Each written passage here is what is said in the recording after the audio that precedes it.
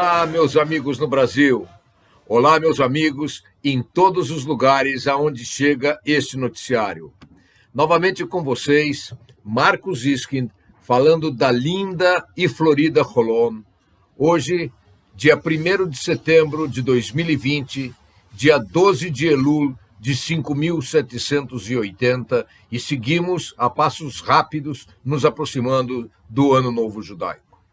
Os assuntos de hoje serão a grande delegação israelense que se encontra em Abu Dhabi, as duas ocorrências antagônicas em nossa região, a demissão do diretor de orçamento no Ministério das Finanças mostra uma profunda divisão no partido governante.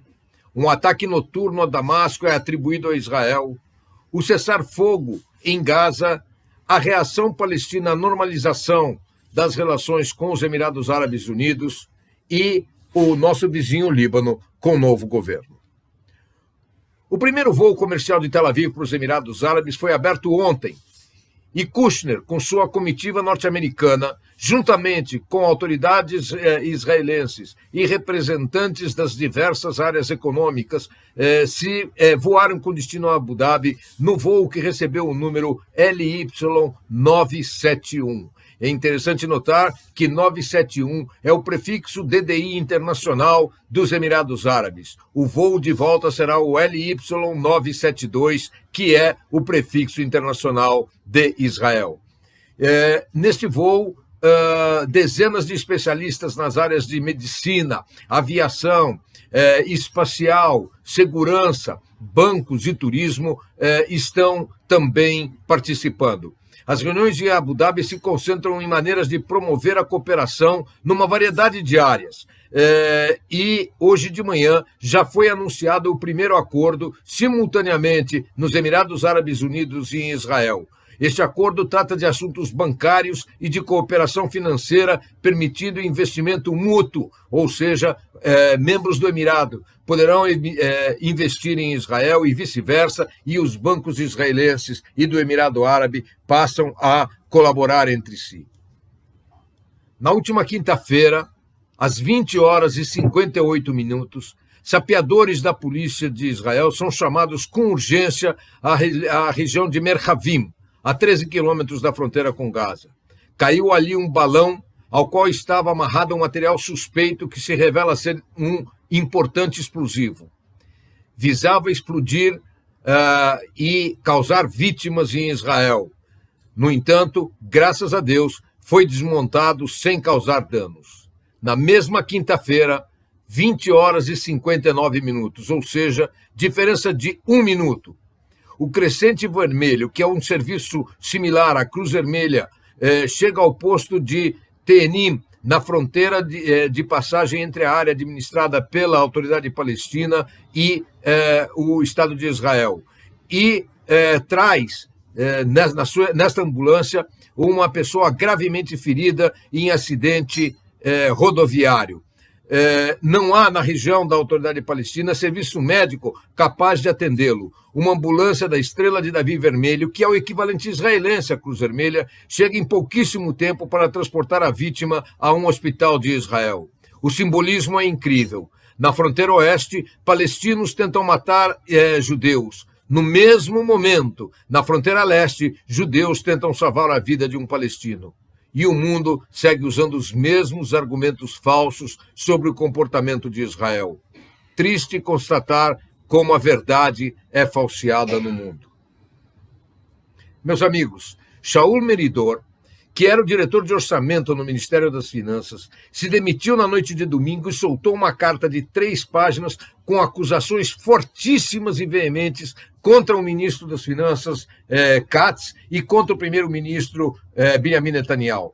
Ele afirma que as decisões no ministério são tomadas sob a influência de grupos de interesses estreitos, sem motivos, e passa uma mensagem para o setor empresarial, para os cidadãos do país e para o mundo de que todos os princípios estão sendo quebrados, ele disse. Escreveu ainda: todos os limites e fronteiras e todos os valores morais são esmagados. Eu nunca vi tal comportamento. Não posso mais fazer parte do sistema e oferecer legitimidade a uma série de decisões erradas, escreveu Meridor, acrescentando que o povo de Israel pagará pesadamente por essas supostas decisões erradas nos próximos anos. Shaul Meridor culpou o ministro Efraim Katz por criar fontes fictícias de dados para ampliar o orçamento. Elogiado pelo presidente Rivlin, por Benny Gantz, chefe do Partido Azul e Branco, e até pelo líder da oposição, Yair Lapid, Meridor tem uma forte história como profissional competente e dedicado. Meridor é um quadro antigo e respeitado no ministério, e sua saída foi lamentada por diversos membros proeminentes, tanto do Partido Likud como também da oposição, e parece indicar uma rachadura importante no momento em que Netanyahu já está sendo duramente contestado por diversas áreas da oposição. O ministro das Finanças, Efraim Katz, é apoiado por Bibi, mas sofre também fortes ataques de Nir Barkat, ex-prefeito de Jerusalém e membro do Likud, que é um sério candidato à liderança do Likud no futuro. Barkat havia sido convidado para a posição ministerial, mas esta acabou nas mãos de Katz, e desde então ambos mantêm uma situação de plena beligerância política. Na noite desta segunda para terça-feira, houve um ataque noturno a depósitos vizinhos ao aeroporto de Damasco e que foi atribuído a Israel. As forças de defesa de Israel não confirmam o ataque e se mantêm em profundo silêncio. Segundo fontes do governo sírio, houve 3 mortes. No entanto, o Observatório Sírio de Direitos Humanos, que faz parte da oposição ao governo Assad, traz números muito mais altos, falando em 11 mortos, dos quais 9 da milícia pró-iraniana, um oficial da aeronáutica síria e uma mulher civil atingida por estilhaços. Os armazéns que se localizam ao largo do aeroporto fazem parte do sistema de distribuição de armamentos que chegam do Irã e geralmente são transportados por terra para o Hezbollah no Líbano.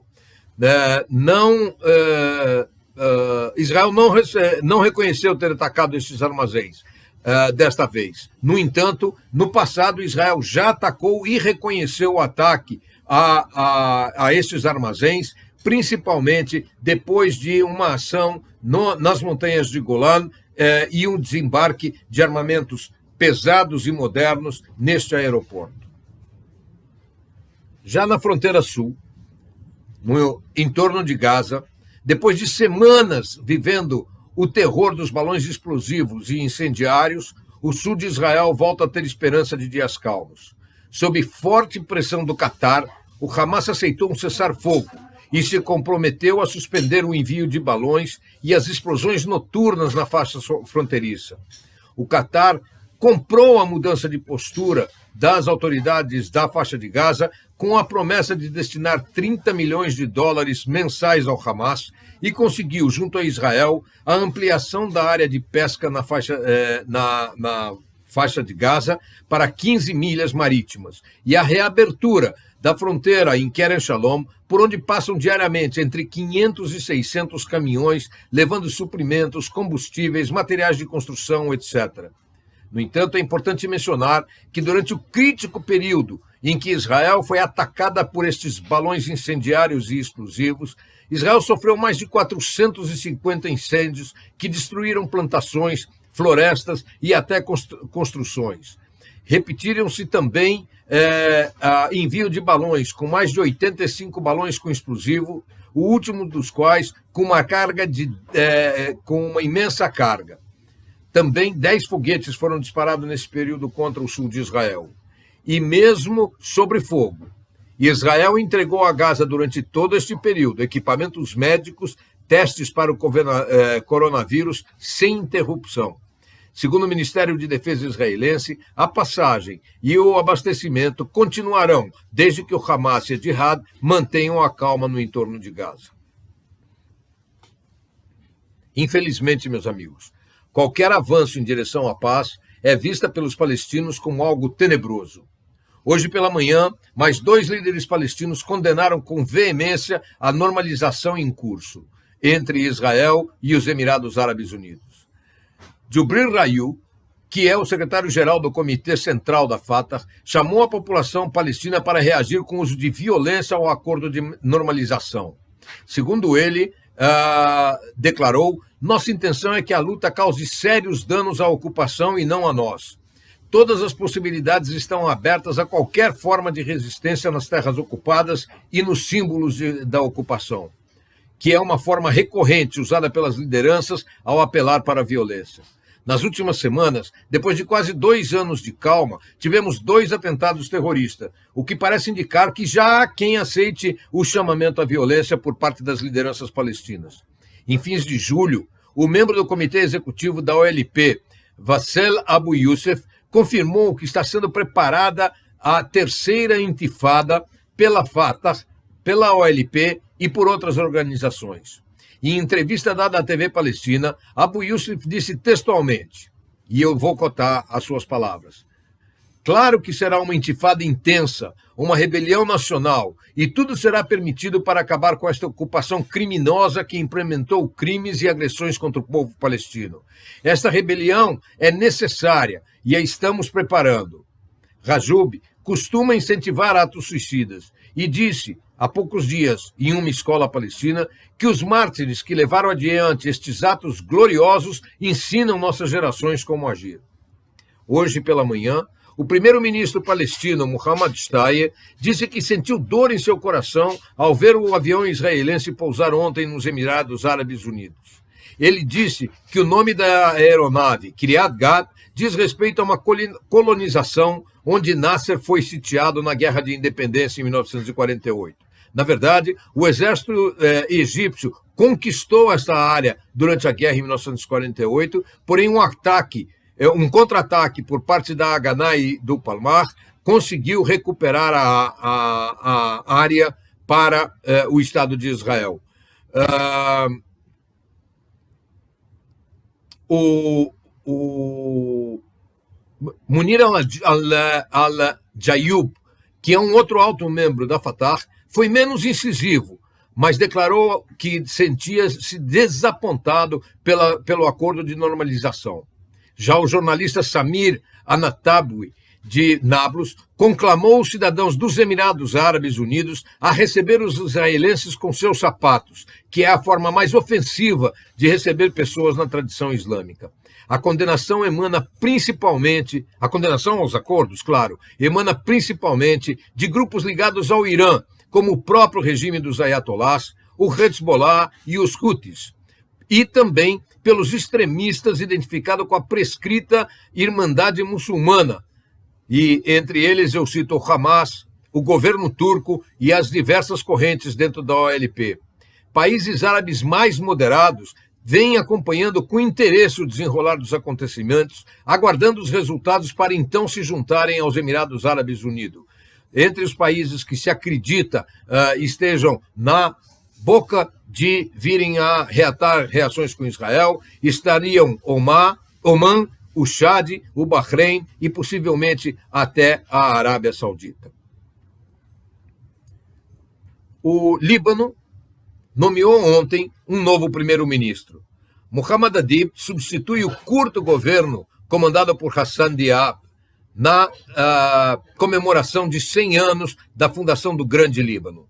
Aqueles de vocês que acompanham as matérias que eu escrevo e estão acompanhando a série atual sobre a formação dos países aqui no Oriente Médio, devem se lembrar do primeiro artigo da série, na qual eu falava sobre o acordo de Sykes-Picot, que dividiu o Oriente Médio após a queda do regime otomano com o final da Primeira Guerra Mundial, em áreas de influência da França e da Inglaterra. A área de influência da França incluía o Líbano, a Síria e partes do Iraque. E essa área foi chamada, na época, de Grande Líbano.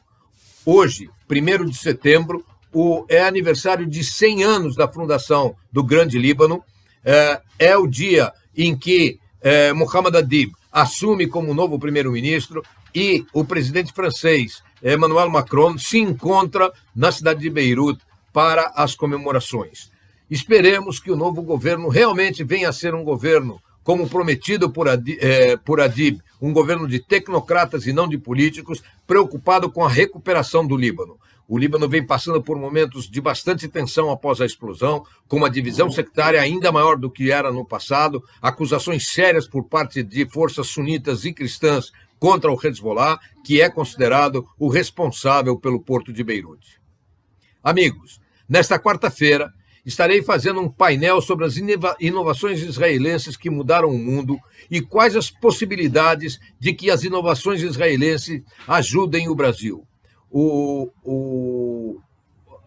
painel é feito a convite de uma instituição chamada INA, no Brasil, e se ocorrerá às 16 horas do Brasil, desta quarta-feira, dia 2, 22 horas aqui em Israel. Será necessária a inscrição prévia no endereço que aparece aqui na tela, e eu convido vocês a inscreverem-se tanto neste painel, para ouvir este painel, bem como inscreverem-se em nosso canal, deixar o seu like. É extremamente importante para a continuidade desse nosso noticiário semanal. Amigos, com a esperança da paz que começa a aparecer no horizonte já entre Israel e Emirados Árabes Unidos, com a esperança de que outros países se unam a este momento maravilhoso que pode trazer uma verdadeira revolução no Oriente Médio, ao unir a capacidade financeira, a força econômica dos países árabes com a tecnologia e a criatividade israelense, podendo transformar o mundo num mundo melhor para todas as nações. Eu me despeço de vocês. Até a próxima semana, se Deus quiser. Até lá.